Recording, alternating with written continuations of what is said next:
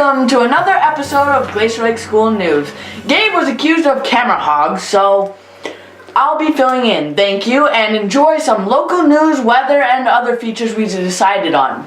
Here's my co-host, Marina. Thanks, Connor. We start today's show with news of our open house, which is tomorrow, Saturday, June 4th, from 9 a.m. to 12. Everyone is welcome. We will be here at school to tell you all about how cool our school is. And there will be free donuts and coffee, and that's our bonus. Our school runs like no other in this area, but we are a part of a big family of democratic schools across the U.S. and the world. The CSKT, our early childhood services, are introducing a new language test for newborns to 3-year-olds. It provides an early exposure to the Salish language and strengthens their sense of belonging and cultural identity. If you are interested in the language nest, you can call 745-4509 extension 5517. Our school is offering 2 summer camps this year. The first will be soccer from Monday, June 27th to Friday, July 1st. It is held at Good Old Days Park in St. Ignatius. Tell us about your experience at our camp. The second camp is from Tuesday, July 5th to Friday, July 8th. This camp is called Theater Camp. We learn about acting, putting on shows, and acts. It's great fun. I have been to the first 2. For more information on our camps, please see our website, www.glacierlakeschool.com, and click on the camps. Now over to the weather. Welcome to the weather with my pal Julian. Today is Friday. High 78, partly cloudy. It makes me like, Saturday is going to be sunny and 87 degrees. Let's go. Yeah. And then Sunday, 91 degrees and it's supposed to be sunny with 0. And Monday is 92 with 0. What is this world coming to? Like, it's like in the spring, we're getting like summer weather. Yeah. So, and did you bring your newspaper? Nope. Good. I taught you well. Are we done? No. We're not? Okay, proceed. We've got Tuesday, which is mostly sunny, with a 20% precipitation, and Wednesday, which is a high of 82, with some thunderstorms and a 40% precipitation. Now, why do people want to know why it's going to rain? Like, we should tell them why it's going to rain, like, stuff like that. We should get some live radars up in here. Yeah. Okay. If we're taking too much time in this weather, we got to return it to Gabe Marina. But Gabe was arrested, remember? Oh! Camera hogging. Yeah. Back to Marina. And now for an ad.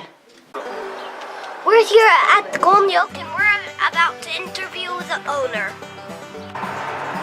How long has this been open? So we've only been open 1 week. This will be our second weekend, and we're open Friday, Saturday, Sunday, 12 to 9 p.m. What are your ingredients? Nice. It's very simple. That's why our slogan is Simple Frozen Joy. We have cream, milk, sugar, and we use all natural flavors. If it's not natural, then we don't want it in our ice cream. Where do you make it? So we make everything right here in the shop. We make the ice cream base, turn that into ice cream. We also make the cookies. Soon we'll be making brownies.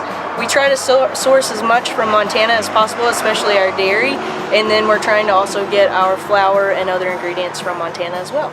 What kinds do you have? So right now we have vanilla, mint with chocolate flake, coffee.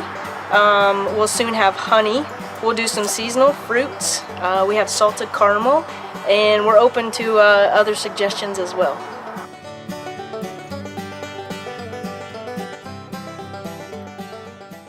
Now over to the sports. Hey guys, it's Natalie for sports, and today we have a couple fun facts. And did you know that a baseball is either filled, the soft squishy ones, with foam, or the harder ones are actually filled with either sand or a super tight ball of string. And softballs are actually either filled with a tight ball of string or sand, and usually they're not squishy unless you buy them rubber. And also, a baseball diamond is smaller than a softball diamond. All softball tournaments, games, and practices are over. unless you want to see the summer tournament. The softball summer tournament for 2016, I don't know when it takes place, but the 10U kids and possibly 12U and 14U are practicing at this moment and any other day to get ready for the summer tournament. And bye, see you next week. And now for the riddle. Hi guys, and welcome back for the riddle of the week. So last week's riddle was, what grows when you feed it and dies when you give it water? And the answer is a fire. So like if you pour water on it, then it's most likely gonna die. And this week's riddle is, what has to be broken before you can use it? So yeah, back to Connor and Marina in the studios. Now over to the gymnastics move of the week. If you don't know what a cartwheel is, it's just basically hand, hand, foot, foot. So starting in your lunge and finishing in your lunge. So now I'm going to show you a round off. So to do your round off, your placement of your hands will be your garage. Drive your car into the garage. So you're going to go like this. And that way you can push off with your hand here. So it's like a cartwheel, but you're landing with your feet together and jumping back. Another move next week. Thanks for tuning in to Glacier Lake School News. Bye! Now to an interview with the author who wrote A Christian in the Land of the Gods. I'm here interviewing Joanna Reed Shelton, and she wrote the book called A Christian in the Land of the Gods. She's probably very famous because she's in the newspaper. So your first question is, what was it like in Japan when your great-grandfather was there, and what is it like now? Well, the biggest difference physically was just that at that time, of course, for transportation, they used rickshaws, which are two-wheeled carriages pulled by a man. The people wore these robe-like kimonos, but I'd say the biggest difference between then and now was that then Japan had been closed off to the rest of the world almost completely for 2.5 centuries. Now, of course, Japan is very open to the world. Tourists travel to Japan, the Japanese travel everywhere, and they're very much a part of the world. So it isn't as different today for a foreigner going to Japan as it was when my great-grandfather went there. What inspired you to write this book and why?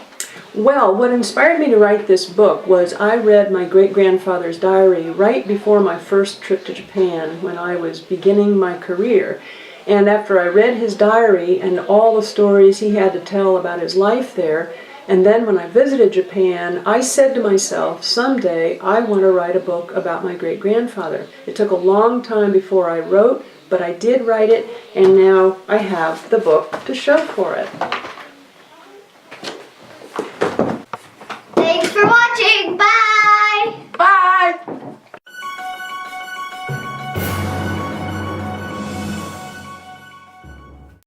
And now for the sports. E-C. M-A-C-E. A-N-E-C. A-N-E-C. Spell it properly. And then D-O-T. Oh wait, I found it. D-O-T dot. It means Get. Got this. And now for the sports. super fast. Yeah. Like, Just interview some person. Give me your hand. No. I'm gonna read your fortune. Your left hand. Your left hand. I don't hear you bowing. of course you don't. I have a beautiful smile. Guacamole.